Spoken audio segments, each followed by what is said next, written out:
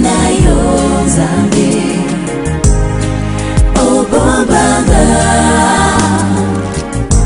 pene na yo Nzambe elikyananga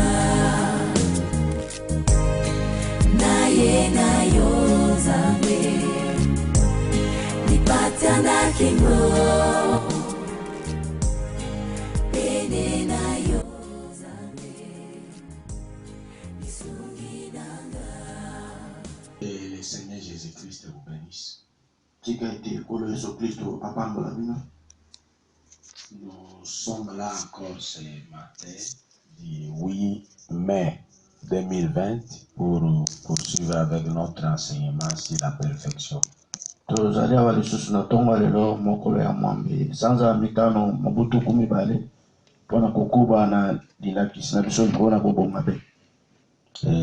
nous allons lire la parole de Dieu pour commencer notre message.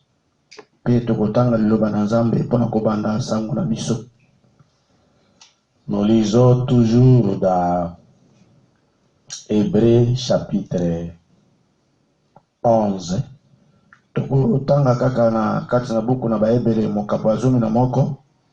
Verset 35 à 40.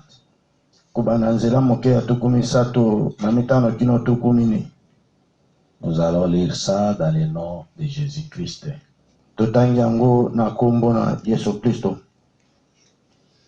Nous lisons Hébreux chapitre 11, verset 35 à 40.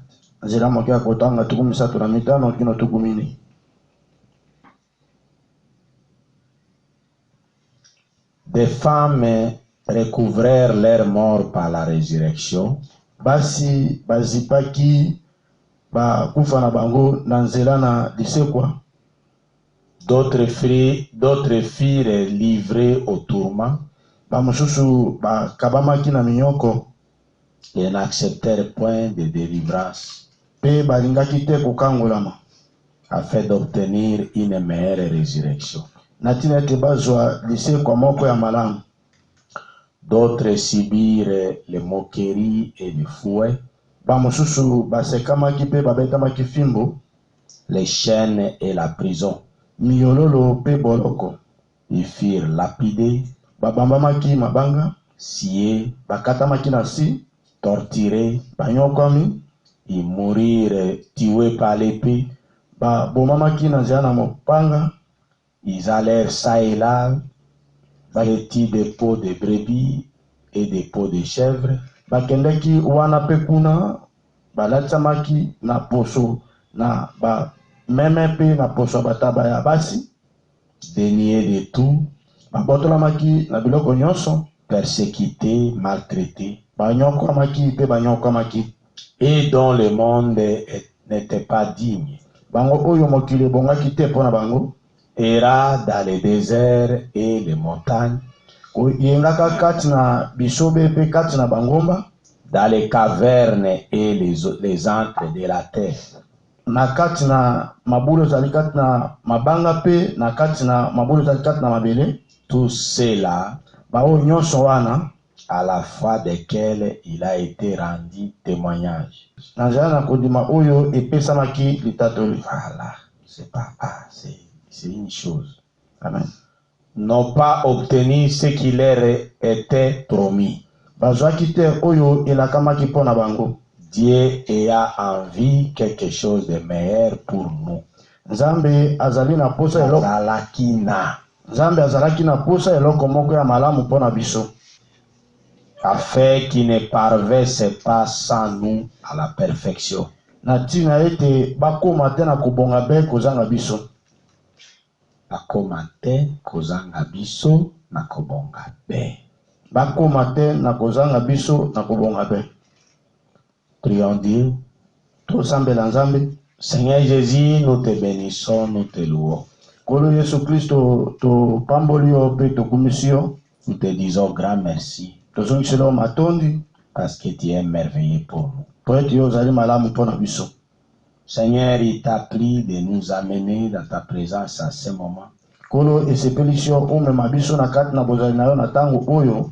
afin que nous puissions écouter ta parole na ntina ete toleka na koyoka liloba na yo et que nous puissions marcher dans ta présence. mpe toleka na kotambola na kati na bozali na yo. Enlève toute incrédulité de nos cœurs. longola bozangi kondima nyonso na kati na mitema na biso. Remplis-nous de ta grâce. Tondisa biso na ngolu na yo.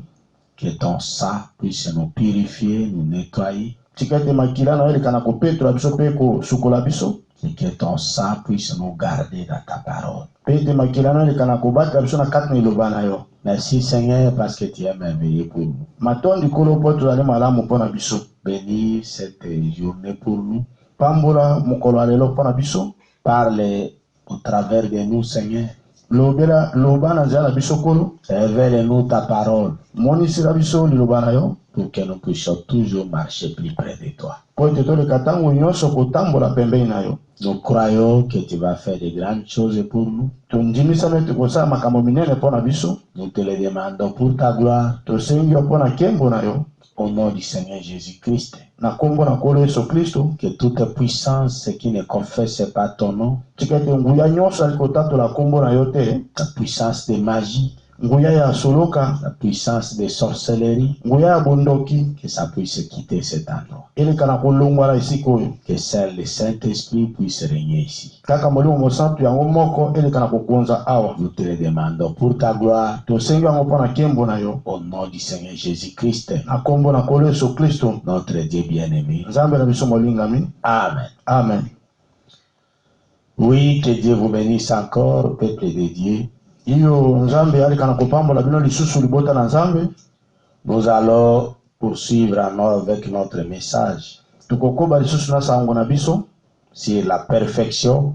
likolo na kobonga be.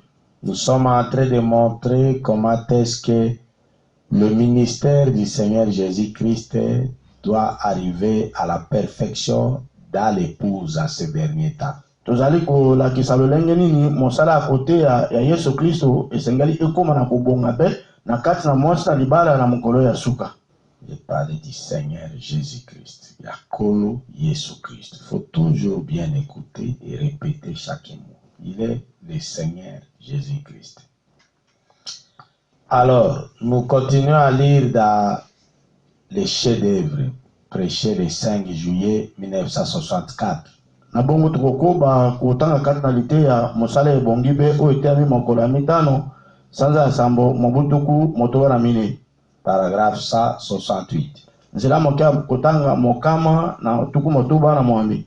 Non, elles ne seront jamais cela.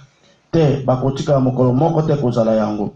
Au temps de la moisson, Na tango ya kubuka mbuma, la semence est revenue à son état originel. momboto ezongaki na lolenge na ngo ya ebandeli. Et elle doit avoir toute la parole Pe momboto esengeli kozala na liloba mobimba. pour pouvoir être la semence. Po ete momboto eleka na kozala momboto. Or, vous ne pouvez pas avoir une moitié de semence, ça ne pousserait pas. Nzokande okoki kozala na eteni moko ya momboto te po yango ekobima te. Yango ekobota te. Voyez, Bomoni, il faut que ce soit la semence entière. esengeli ezala penza momboto na mobimba na yango. Elle doit manifester non pas, Momboto ekoki komonisa te asisi maloba te. Vous dites, je crois au baptême du Saint-Esprit, alléluia. Ozali koloba na ndimaka libatisi ya molimo mosantu, alleluya. Je crois au parler en langue. Na ndimaka koloba monoko na sika.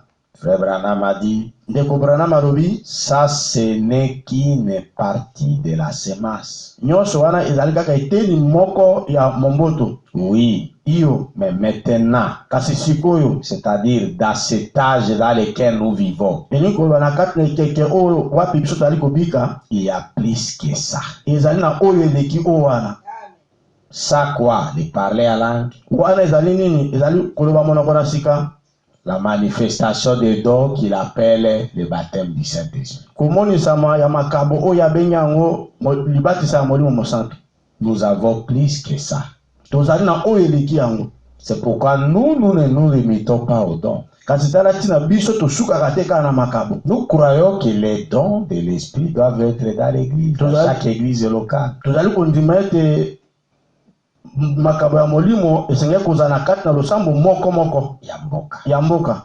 Mais nous ne devons pas nous limiter aux dons. Nous acceptons les dons. Nous avons les dons au milieu de nous. Mais nous avons plus que ça. C'est-à-dire nous avons la parole, qui est la vie du donateur des dons. C'est ce que nous devons avoir. Donc les talents, c'est-à-dire les talents de mesure que nous devons avoir, ce n'est pas que les dons se manifestent au milieu de nous, mais les talents de mesure que nous devons avoir, c'est la parole qui se manifeste en nous. Ezali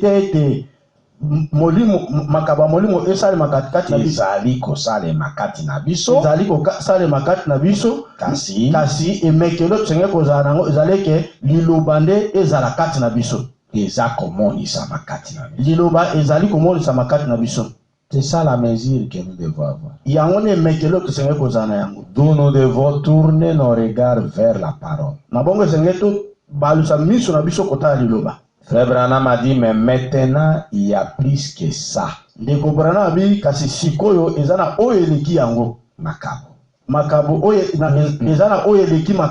Alléluia. Amen. Voyez, la vie, pas les dons. La vie des dons. C'est ce que nous avons maintenant. Dans cet âge de l'épouse dans lequel nous vivons, nous avons la vie des dons. La vie qui donne les dons. C'est le Saint-Esprit. Lui-même. C'est pas seulement la manifestation des dons que nous appelons le baptême du Saint-Esprit.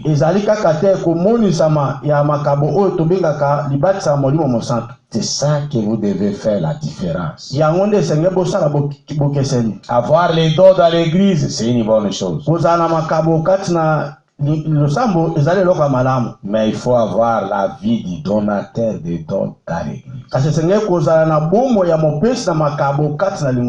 pourquoi ça ne peut pas être surprenant que quelqu'un qui a les dons de vision, mais il est sorcier.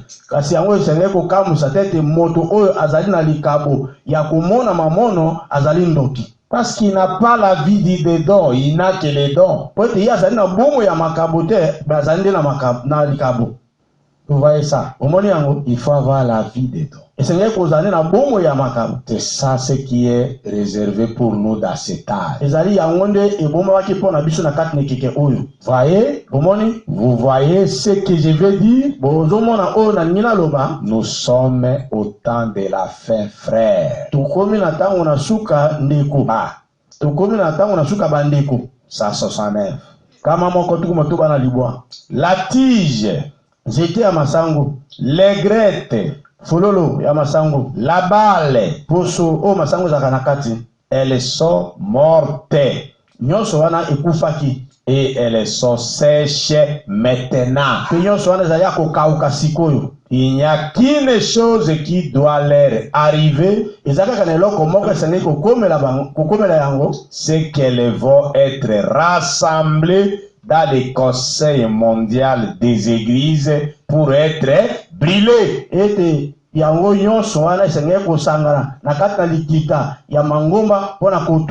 Vous voyez ça? C'est là que cette tige, cette grette et la balle sèche doivent être rassemblées.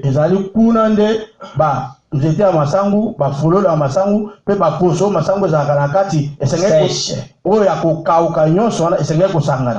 Pourquoi c'est sec? Parce qu'il n'y a plus de vie dedans. Nous avons vu le mercredi que la vie dans la plante de blé ne se comporte pas comme la vie dans tout arbre.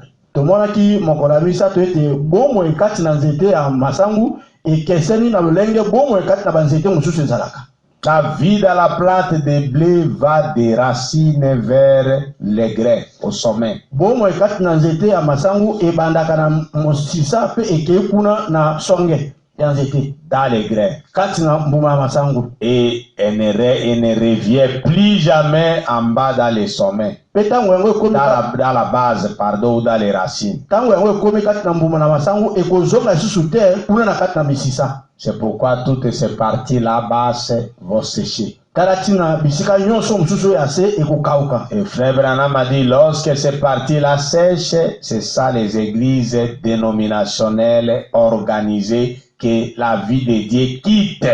Ndeko Branham bike tango babiteli bitatu wana nyonso ekauki yango nezotalisa mangomba ya ebongiseli pe mango ya ebongiseli o nyonso bomwe na nzambe ya kubima na kati. C'est pourquoi frère Branham a dit, lorsqu'une église s'organise, quitte la parole. Talatina ndeko Branham ekoloba ete tango lingomba moko ekomi ebongiseli pe etiki liloba, Dieu aussi quitte cette église. nzambe pe atiki alongo pe na lingomba wana. Et il ne reviendra plus jamais. Pe akotika akozonga ata mokolo moko te na kati na yango. Il avance avec la vie. Akobi na bomo ekokende liboso. Et Dieu c'est la parole. Pe nzambe azali liloba. C'est pourquoi mes frères et sœurs, Talatina bandeko na nga mibali pe abasi, ne regardez pas une église selon sa taille et en nombre déjà. botala losambo te kotala monene nango na motango na bato baza na kati. Ni comment elle est construite joliment. To kotala lolenge nini losambo yango etungami kitoko koleka. Mais il faut regarder une église si elle garde la parole ou pas.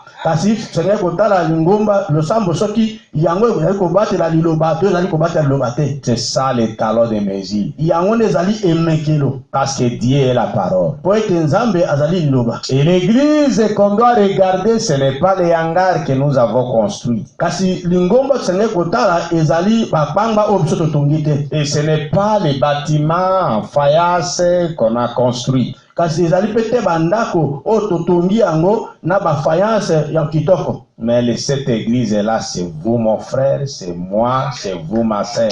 Kasi lingomba wana ezali yonde konanga mobali, ezali ngai, pe ezali yonde konanga mwasi. Vous devez regarder à votre vie si vous donnez la première place à la parole de Dieu ou pas. Tosenge kotana na bomo na yo soki ozali kotia liloba na esika liboso na bomo na yo. Tote. Si vous ne mettez pas la parole de Dieu dans la première place dans votre vie, soki ozali kotia liloba na nzambe na esika liboso te na kati na bomo na yo, Dieu risque de vous abandonner. Nzambe akokoma meme na Kama ezali. likama ezali ete nzambe atika yo. Et vous risquez de sécher. Pe yo okozanga te kokauka. Et quand vous séchez, vous devenez froid et formaliste. Pe tango yo kauki okomi malili pe okomi moto ya mobeko. Vous n'êtes plus zélé pour les choses de Dieu. Yo za shuna moto te pona makambo na nzambe. Pourquoi vous verrez un frère, une sœur, il est froid. Tala tina okomona ndeko mobali amwasi ndeko mobali to ndeko mwasi o azali malili.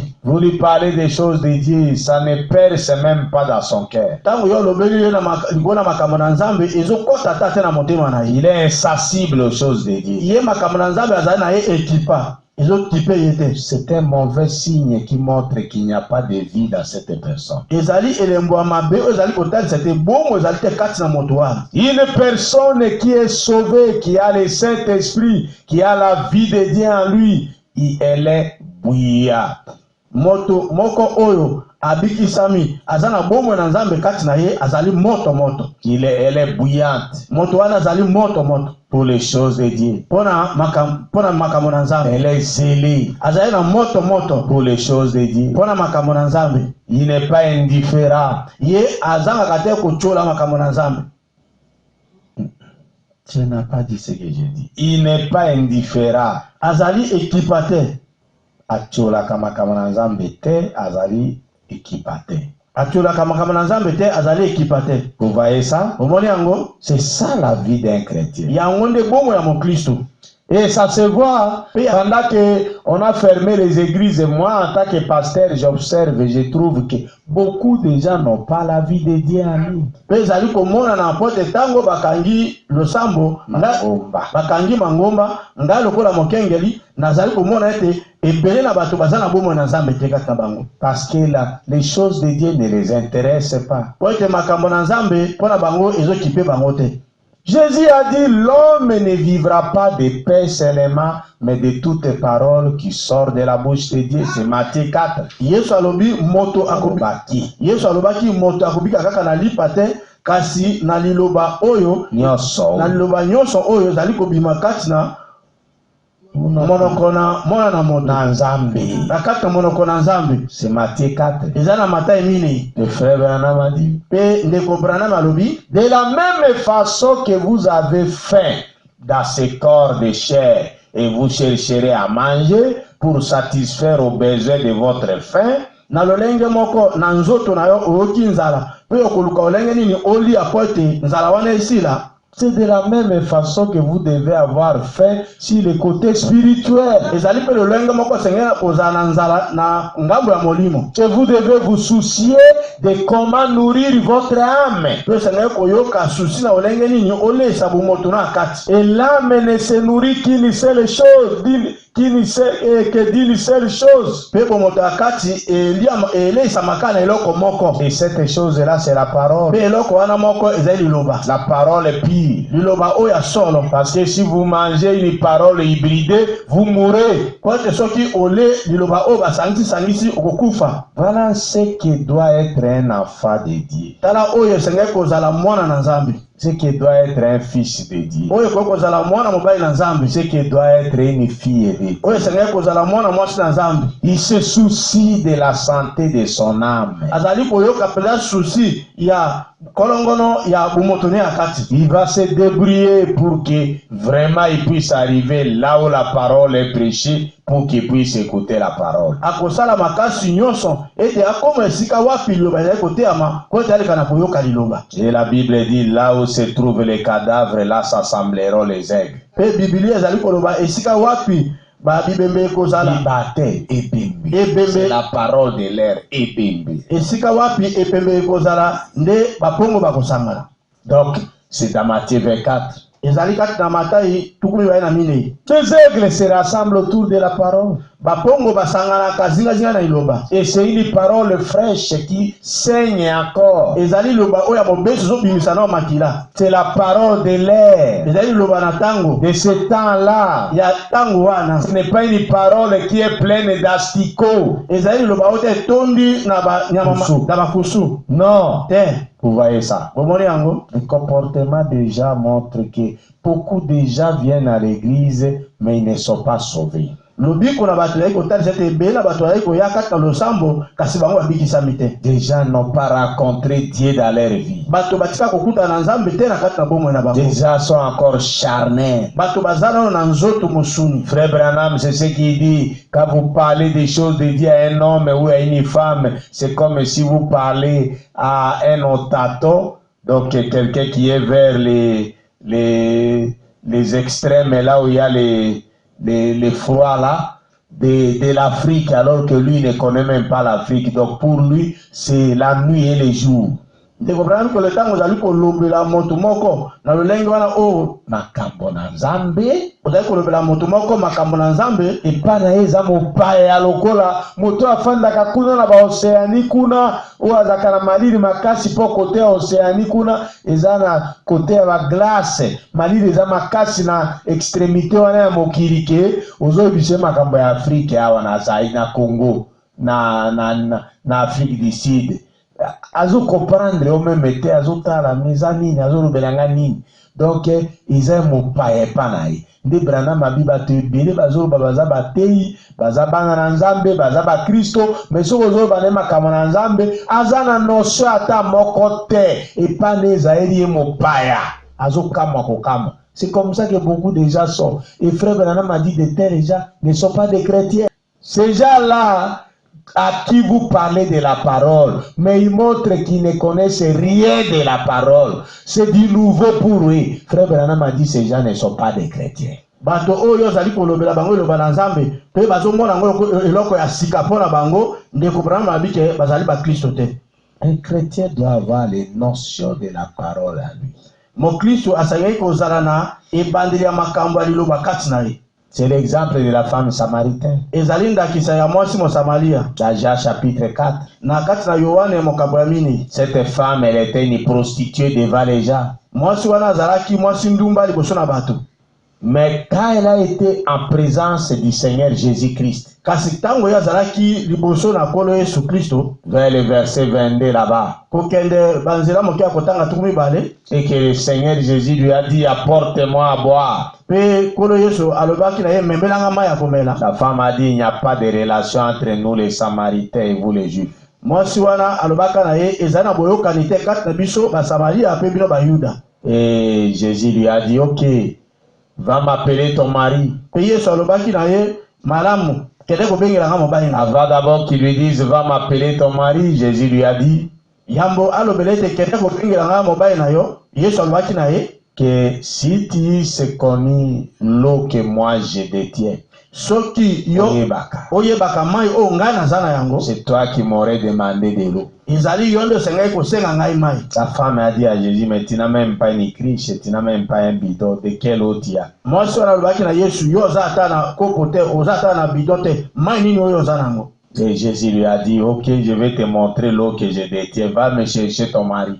Pe Yesu alobaki na ye malamu na kotalisa mai oyo ngai naza nango, kende kobengelanga mobali na yo. La femme dit, non, je n'ai pas de mari. Mwasi wana alobaki te naza na mobali te. Et Jésus lui a dit, effectivement, tu n'en as pas parce que celui avec qui tu vis maintenant, c'est le 6e.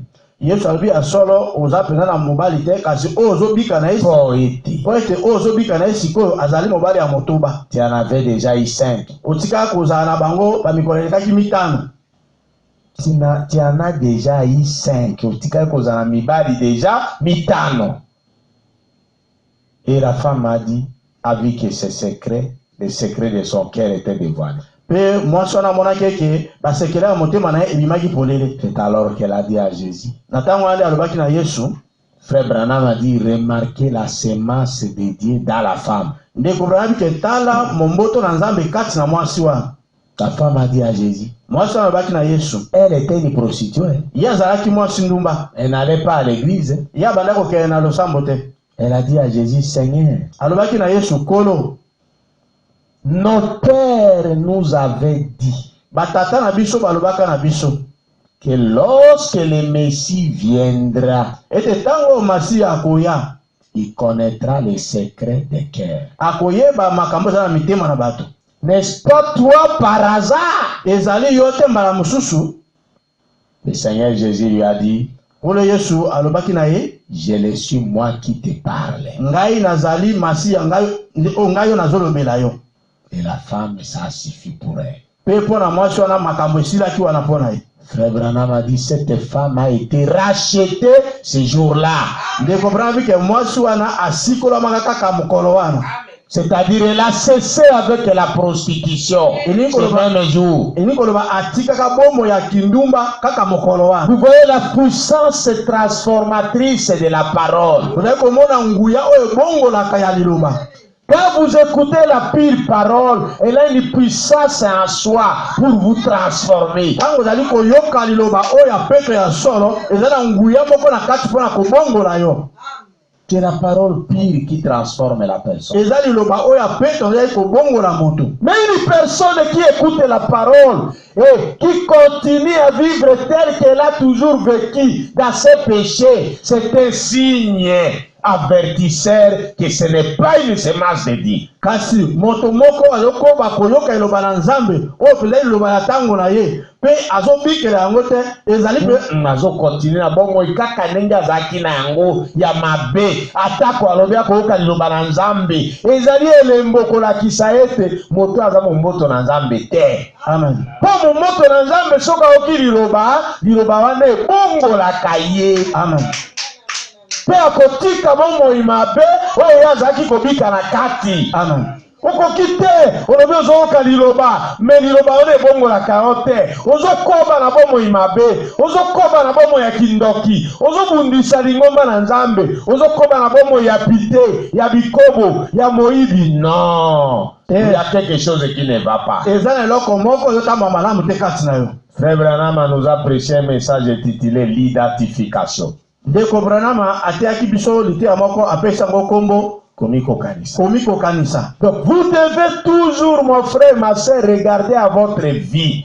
osengeli tango nyonso ndeko na nga mobali ndeko na nga mwasi kotanga bomoi na yo. Et cherchez dans la Bible Pe koluka kati na Biblia pour voir les genres de vie que vous menez, qu'il avait mené comme ça dans la Bible. kotala lolenge ya bomo oyo ozali kobika nani yango abikela bomo wana katikati ya Biblia. Et vous identifiez à cette personne. Pe yo omi kokanisi na moto wana. Et nous, en tant que semence dédiée, Pe biso lokola momboto na Nzambe nous devons nous identifier à la femme samaritaine. tosengeli komi kokanisa na mwasi Mosamaria. Elle a vécu dans le péché Ye abikaka kati na masumu de la prostitution. ya kindumba. Mais quand elle a été en face de la parole de son temps, Kasi tango ye azalaki liboso eloba na tango na ye, cette parole-là l'a transformée. liloba wana ebongolaka ye. Et cette femme n'a plus continué la même vie de prostitution. Pe mwasi wana atika kokoba te na bomo wana ya kindumba. Nous croyons que la parole de Dieu a une puissance pour transformer. Tozali kondima ete liloba na Nzambe eza na nguya moko mpona kobongola. Mais si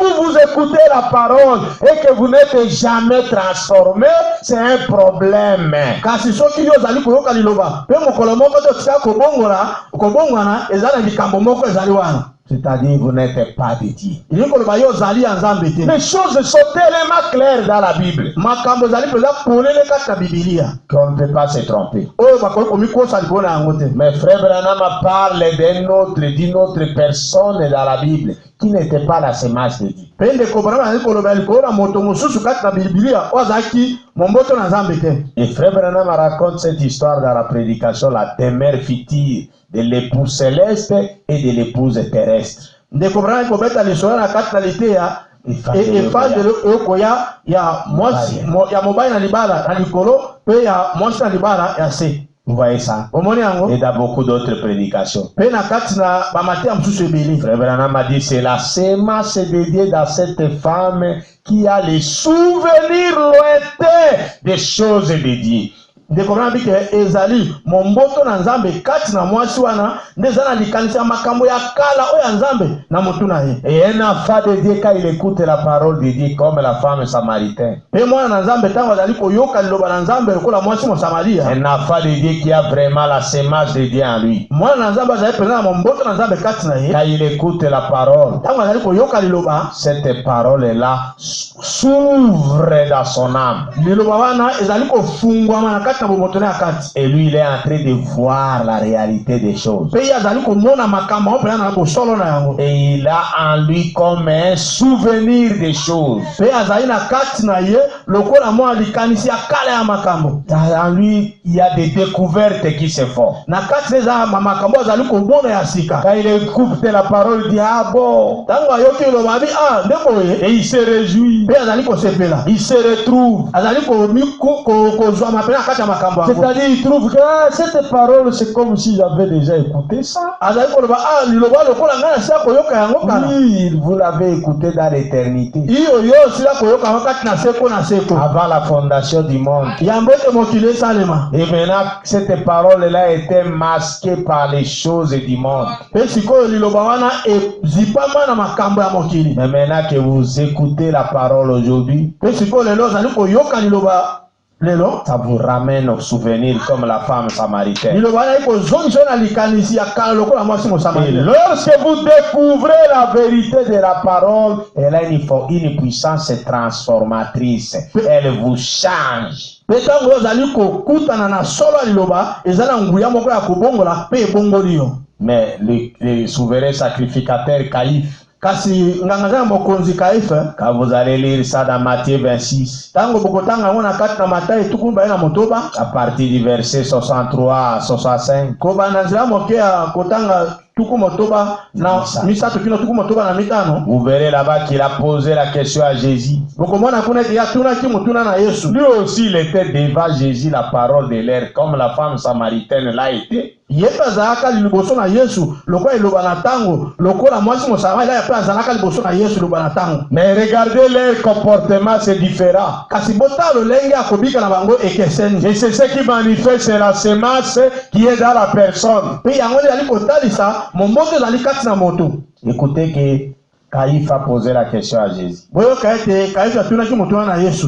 Dis-le-moi sincèrement. Lobelanga peza na solo, peza solo. Es-tu le Christ, le Fils du Dieu vivant. Yozali Kristo, mwana nzambe na bomoi. La femme samaritaine a dit quoi à Jésus? Mwasi mwa Samaria alobaki nini na Yesu? Seigneur, Kolo, nos pères nous avaient dit batata na biso balobelaka biso que lorsque le Messie viendra, ete tango oyo Masi akoya il connaîtra toutes les choses. akoyeba makambo nyonso. N'est-ce pas toi par hasard? Mbala mosusu ekoki kozala yo te. Jésus lui a répondu la même réponse qu'il a donnée à Caïphe. Yesu apesaki kaka yano moko ye apesaki epa na Kayife. Il lui a dit, je le suis moi qui te parle. Alobi ngai nazali Masiya ngai oyo nazolobela yo. Et cela a donné la vie à cette femme. Mpe yango epesaka bomoi na mwasi ndumba. Elle est allée, se réjouissant dans la ville. Mpe akendaka na esengo kosepela kati na engumba. Elle a appelé les gens. Mpe abengaka bato. Venez voir cet homme que j'ai rencontré. Boya kotala mobali onga nakuta ye na ye. C'est le Messie. Ezali Masiya, azali Masiya. Elle a témoigné de ça. Mpe apesaki litatoli na yango. Elle a été zélée pour ça. Azali koya na moto mpona makambo wana. Elle a aimé ça. Mpe ye asepelaka na yango. Et cela l'a transformé. Mpe yango ebongolaka bomoi na ye. Mais la même question que Caïphe pose à Jésus, et Jésus lui donne la même réponse.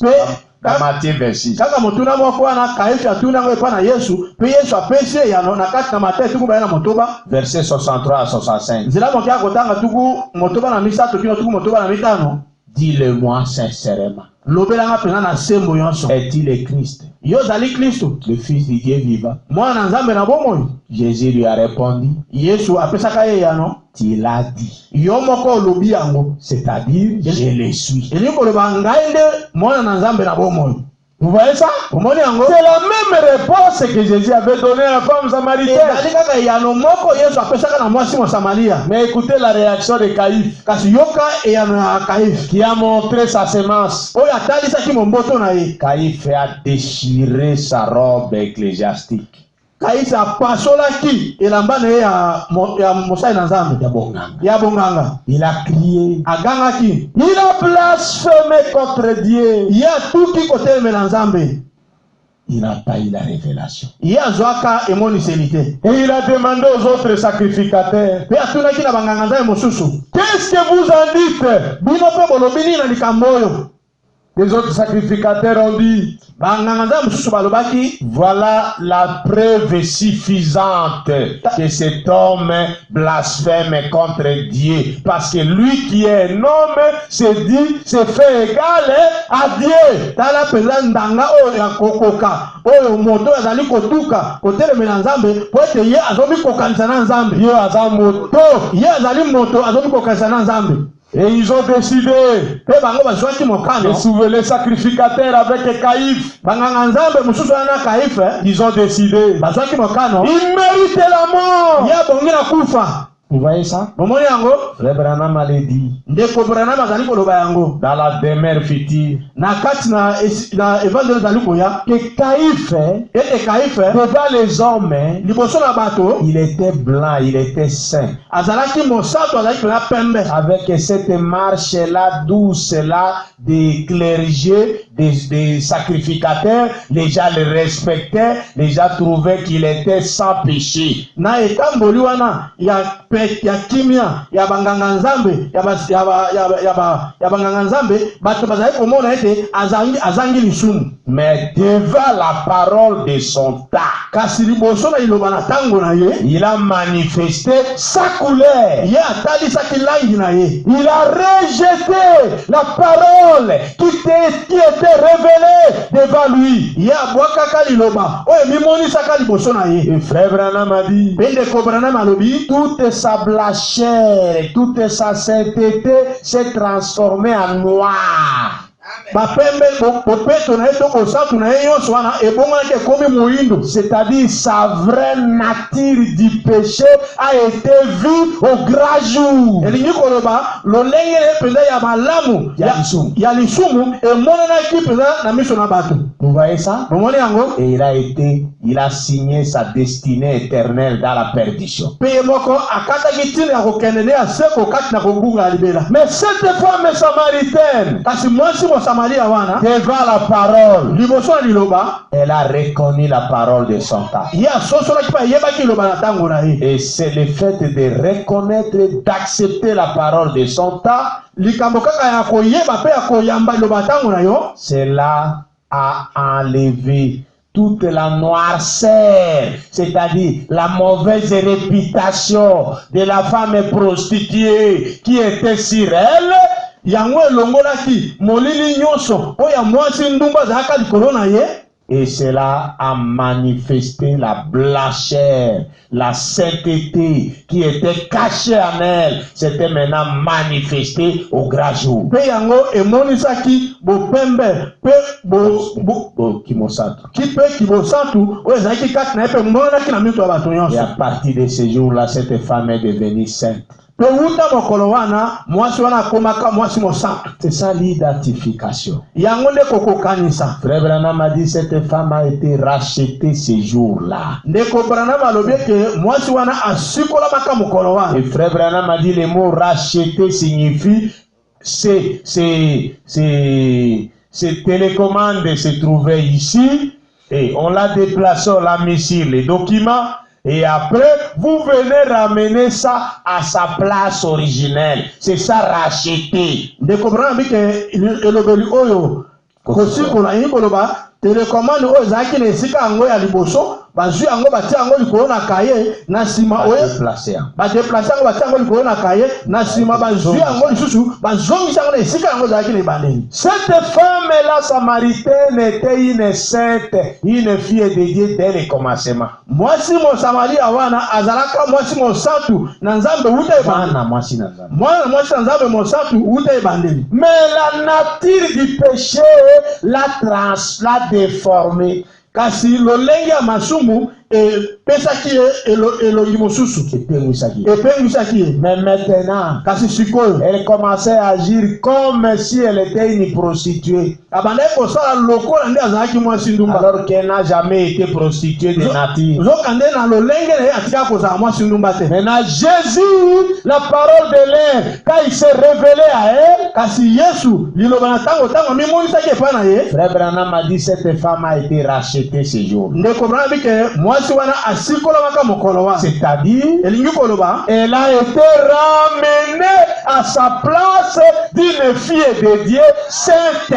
elingi koloba amizongisaki azongisamaki na esika na ye na mwana mwasi na nzambe ya mosantu. Vous voyez ça? Omoni yango Et elle a été sauvée. pe ye mwasi wana abikisamaki. Mes frères et sœurs, est-ce que vous ne pouvez pas voir ça dans l'église aujourd'hui? bandeko na ngai basi mpe mibali bokoki komona yango te kati na lingomba lelo. Ces deux attitudes-là des personnes, lolenge mibale ya kobika wana ya bato. il y a des gens à qui vous apportez la parole de Dieu. Ils sont vraiment enthousiasmés et vous voyez qu'ils ont le souci de vivre cette parole et vous voyez qu'ils aiment cette parole.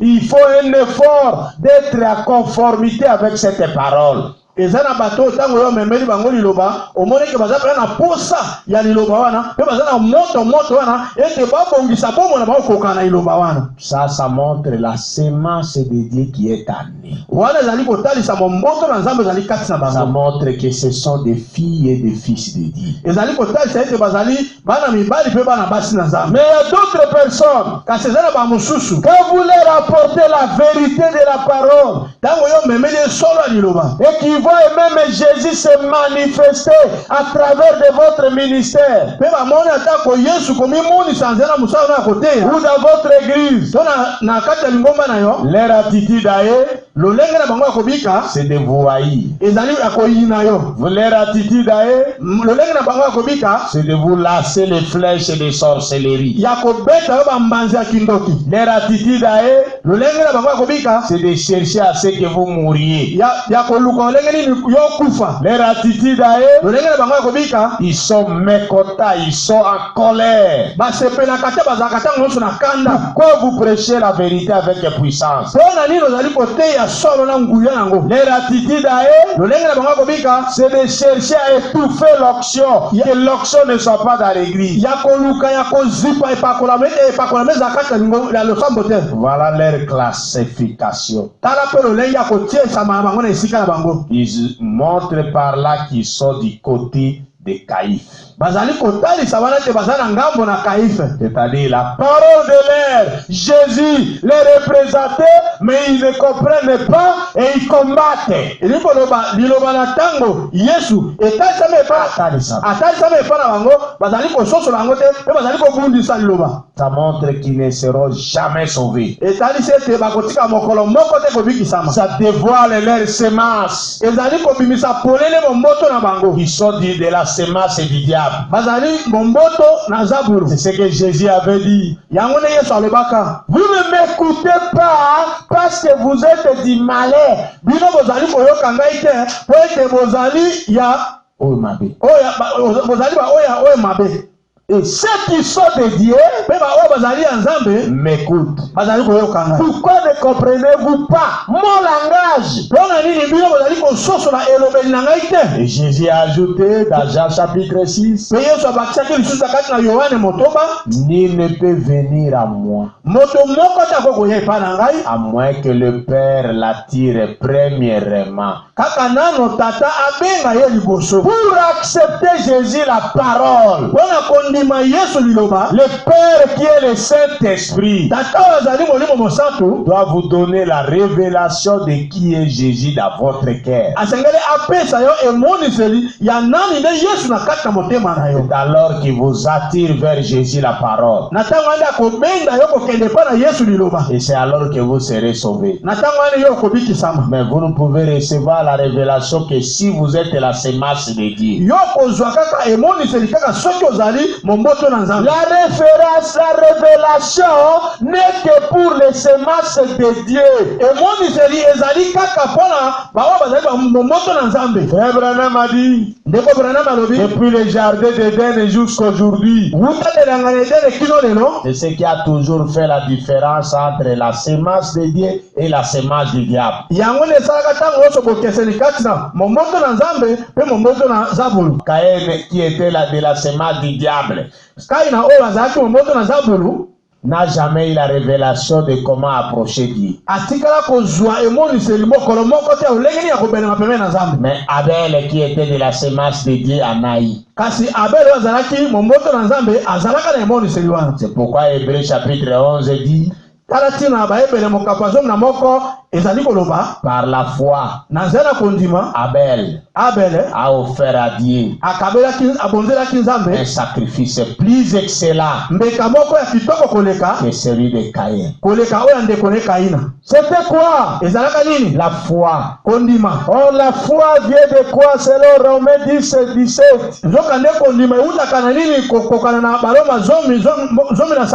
La foi vient de ce qu'on attend. C'est ce qu'on attend de la parole de Dieu. Et au jardin d'Éden, la Bible n'était pas encore écrite sous forme de papier et de livres. Mais Dieu, c'est lui la Bible. Et il a été toujours la parole avant même que le monde n'existe. Et Dieu avait parlé à Abel. Pour qu'Abel ait la foi, c'est-à-dire Dieu lui a parlé. Et il a suivi ce que la voix de Dieu lui a dit. C'est pourquoi il a servi Dieu par la foi. Mais Caïn n'a pas écouté Dieu lui parler. Et c'est ça ce que Caïn a manifesté. Le même Dieu qui avait parlé à Abel au jardin d'Éden, prends un animal, offre-moi un sacrifice du sang et je vais t'exaucer.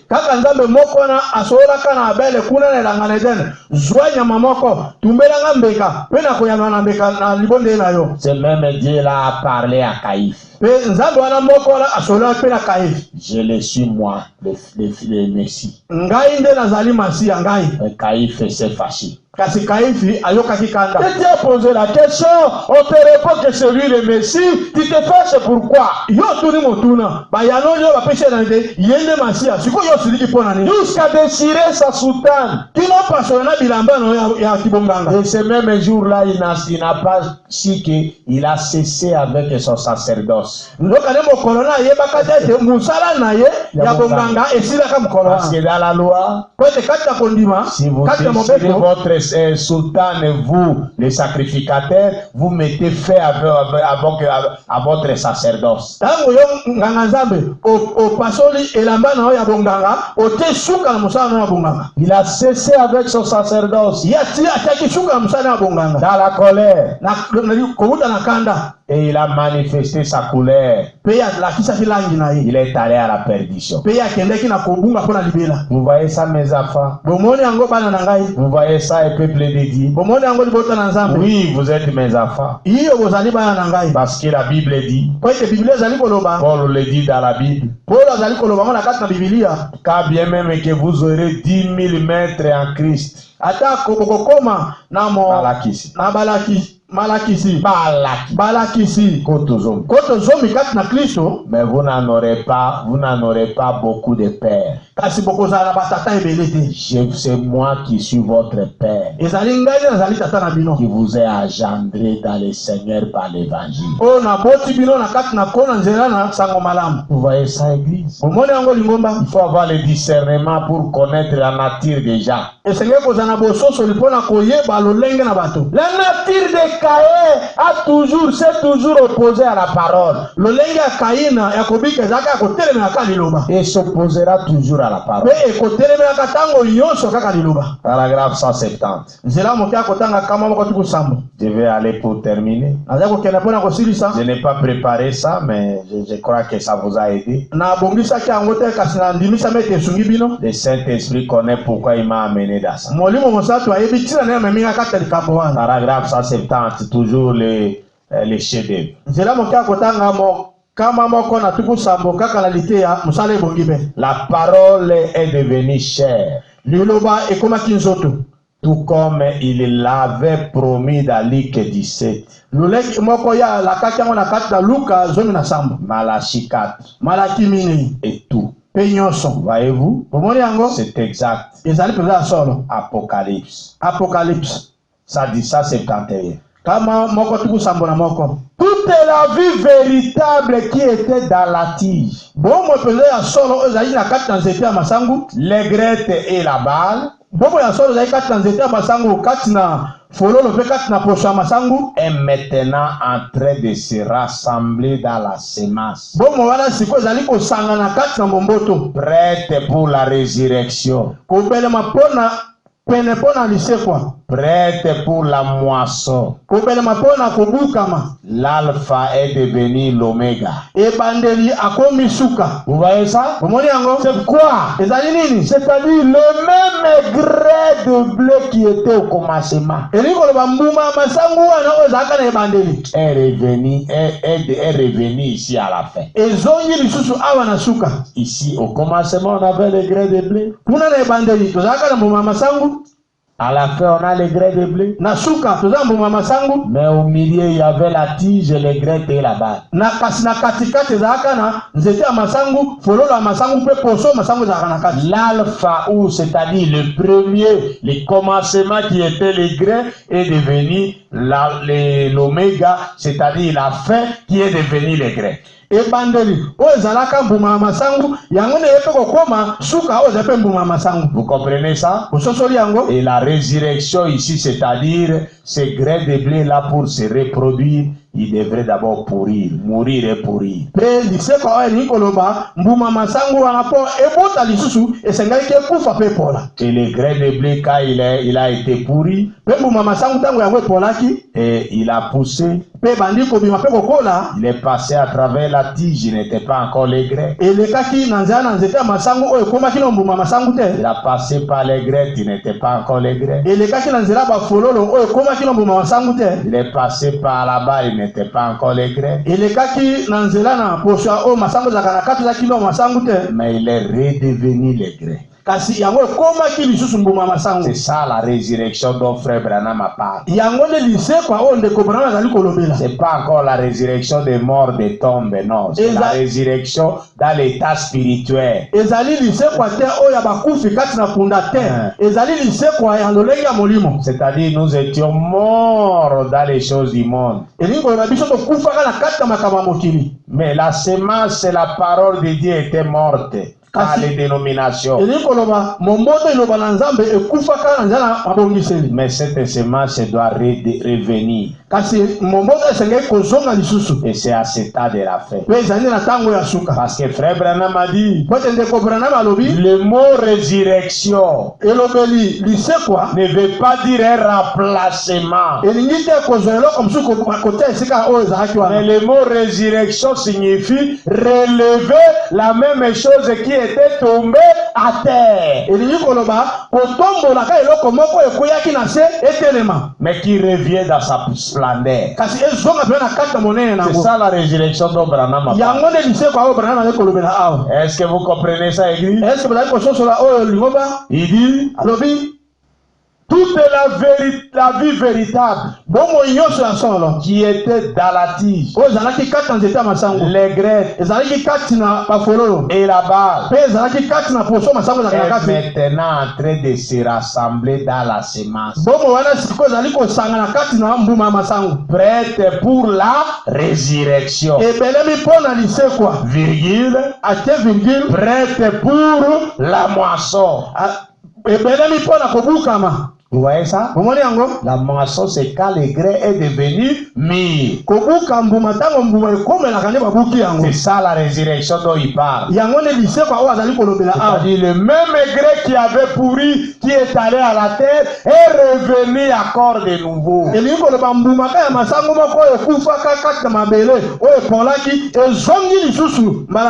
dit l'alpha est devenu l'oméga. Amen. Amen. Le premier est devenu le dernier. Et le dernier est le premier. La semence qui était allée en terre a suivi un processus et est redevenu la semence. Dans le même paragraphe 171. C'est ça la signification. La semence qui est tombée dans le jardin d'Éden et qui est morte est revenue. C'est cette semence imparfaite et cette semence imparfaite qui est morte là-bas, on en est revenu à la semence parfaite. Le deuxième Adam. Quelle était la semence imparfaite qui était morte au jardin d'Éden? C'était le premier Adam. Le mari d'Ève. Il a échoué. Il est tombé dans le péché. Mais un deuxième Adam devrait venir. C'est Jésus-Christ. C'est lui le deuxième Adam. Il est revenu. C'est manifesté. Et c'est lui qui est aujourd'hui au milieu de nous. Il n'y a pas un troisième Adam. Il n'y a que deux Adam. Le premier Adam du jardin d'Éden. Et le deuxième Adam qui est le second, qui est le Seigneur Jésus. Vous voyez ça? Paragraphe 172. La première Ève qui est tombée, elle a été utilisée dans la deuxième réforme. La deuxième est venue comme pour produire un enfant. Elle est maintenant redevenue la véritable épouse. Donc nous l'épouse, nous sommes comparés à Ève. Vous voyez ça? La sémence revenir tout droit à la parole originelle. L'alpha et l'oméga, c'est les mêmes. Il a dit, je suis l'alpha et l'oméga. Il n'a jamais dit être quelque chose entre les deux. Oui, je suis l'alpha et l'oméga, le premier et le dernier. Oui, monsieur. Ça 73. Ça signifie quoi, alpha et l'oméga? Le premier ministère de Jésus et le dernier ministère de Jésus à ces derniers jours.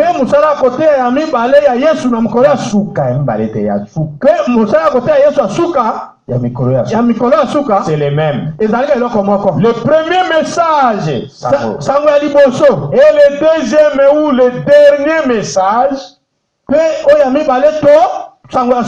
c'est la même chose. Je suis. J'étais dans l'alpha. Je suis dans l'oméga. Il y aura un jour qui ne sera ni jour ni nuit. Ça c'est Zacharie 14, 7. Mais au temps du soir, il y aura de la lumière. Voyez-vous, l'alpha et l'oméga. On y est maintenant. Le premier et le dernier. Oh là là, frère, on pourrait passer des heures là-dessus. Ça c'est pas 4. Les gâchés d'œuvre. Cette famille. Le deuxième est Adam et la deuxième est Ève que nous sommes. Sommes maintenant prêts pour le jardin. Le millénium. Amen. Amen. À revenir sur terre. Alléluia. Alléluia. Les grands sculpteurs ne les a pas laissés là. Il a mis du temps. Comme il avait mis des millions d'années à façonner le premier couple parfait. Donc Adam et Ève déjà.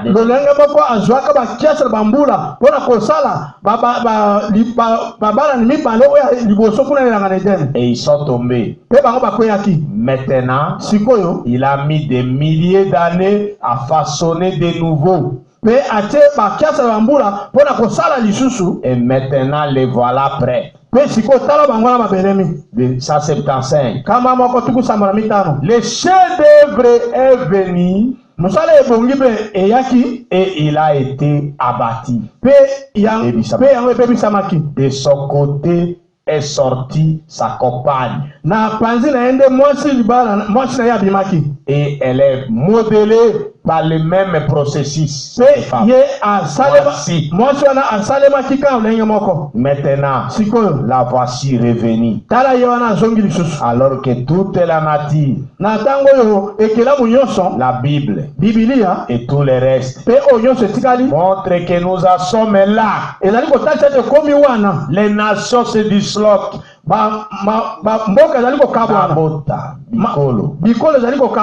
Israël se réveille. Les signes que la Bible a prédits. Et les jours des nations sont comptés. Regardez toute cette racaille que nous avons. Ils sont remplis de froid. Retournez ou dispersés vers le ventre. na pas na bao ya bino. et pas na bao ya bino. C'est exact. Ezali penza solo. Vous faites mieux de vous dépêcher d'entrer. Bokosala makasi pona koya mbangu kokota. Si vous comptez partir, Soki yo kandi kokende. je vais bientôt terminer. Na kosisa kala mingi te.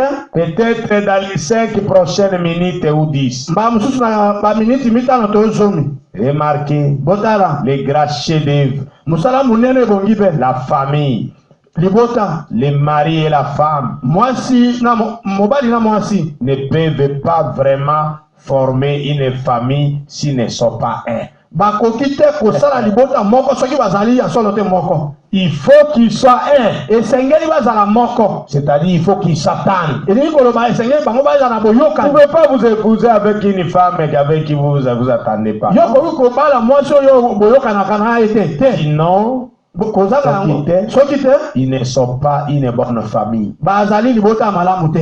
La femme tire d'un côté, moi c'est benda côté, Mwasi azobenda kote oyo. les maris tirent de l'autre. Mobali pe azobenda kote mosusu. Une famille de contradiction ne peut pas avancer. Libota oyo kati nango ezalaka na kotelemela bakokende liboso te. L'homme me dit ça, la femme me dit le contraire. Mobali alobi boye mwasi alobi ya Ça ne peut kotelemela. pas évoluer. Ekokokende liboso te. Ce serait une famille terrible ça. Ekozala libota moko kokamwisa mpenza. Mais quand il y a un accord Kasi ntango eza na boyokani moko avec de l'amour, na nzela bolingo avec de l'amour, na bolingo de l'un pour l'autre, na bolingo na moko na mosusu, ça c'est une famille. wana nde eza libota. Et maintenant, Pe sikoyo le chef-d'œuvre de Dieu, mosala ebongi mpe na nzambe c'était ça. ezalaki yango. Et maintenant, Pe sikoyo toute la famille véritable ici libota mpenza ya solo oyo nyonso ezali awa représente celle-là. ezali kotalisa oyo libota oyo wana. Voyez? Omoni Et maintenant, la famille qui est le chef des chefs-d'œuvre, pe sikoyo libota oh Isali, oyo ezali mosala ebongi mpe la famille qui est le chef-d'œuvre est revenue. mosala libota oyo ezali mosala ebongi mpe ezongi lisusu. Christ et son épouse sont prêts à venir. Kristo na mwasi libala babeleli mpo na kozonga. Le deuxième Adam, Adama ya mibale la deuxième Ève, Ewa ya mibale maintenant prêts à revenir à leur demeure. sikoyo babeleli mpo na kozonga na esika na bango ya kovanda. Et le tableau tout entier, Mpe tableau mobimba c'était la rédemption. ezalaki mpenza lisiko. La ramener de là où elle se trouvait. Kozwa ye esika oyo azwamaki. Voyez-vous? Bomoni yango Exactement. mpenza ya solo La ramener de nouveau. kozongisa ye lisusu. C'est ce que j'ai dit. Ezali yango nde nalobaki. Racheter signifie ramener quelque chose à sa condition originelle. Kosikola elingi koloba kozongisa eloko na esika nango ya ebandeli. Amen. Amen. Que Dieu vous bénisse. Sika te nzambe apambola bino. Seigneur Jésus, merci parce que tu es merveilleux. Nkolo Yesu Kristo matondi mpo ozali malamu mpona biso. Tu nous as fait grâce. Osali biso ngolu. Tu nous as mené dans ta présence. Omei biso na kati ya mozali na yo. Nous avons écouté ta parole. Toyoki liloba na yo. Nous avons été bénis. Topambolamaki. Gardez-nous plus près de toi. Batela biso mpenza pembeni na yo. Avec toute incrédulité de mon cœur. Longola kozanga kondima nyonso kati na mitema na biso. Remplis-nous de ta grâce. Tondisa biso na ngolino mpe molimo na mosantu. Que nous puissions marcher avec toi. Mpe toleka na kotambola elongo na yo. Matondi kolo. Que nous soyons services. Pambolama kombo na yo pambolama. Pour toute ta gloire. Tosenga mpo na nkembo na yo. Au nom du Seigneur Jésus-Christ. Na kombo na nkolo Yesu Kristo. Nzambe na biso bolinga yo. Nzambe obombanga pene na yo Nzambe elikyananga naye na yo Nzambe lipata na kimbo pene na yo Nzambe lisunginanga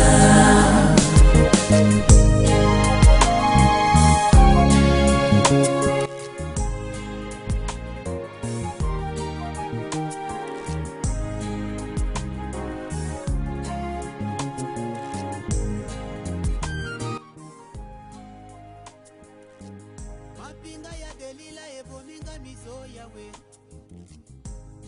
ani yakozalisanga